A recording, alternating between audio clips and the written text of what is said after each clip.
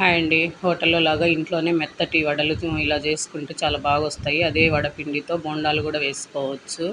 మినప్పప్పును ఒక 6-7 గంటలు నానబెట్టేసి శుభ్రంగా కడిగేసి వడగట్టుకోవాలి. నీళ్ళేం లేకుండా ఒక మిక్సీ జార్లో వేసుకొని కొంచెం కొంచెం నీళ్ళుగా వేసుకుంటూ ఇలా మెత్తగా పట్టేసుకొని జీలకర్ర, సరిపడా సాల్టు, ఒక ఉల్లిపాయ సన్నగా కట్ చేసుకోవాలి. ఉంటే కరివేపాకు కూడా వేసుకోవాలి. లేదు, నేను వేయట్లేదు.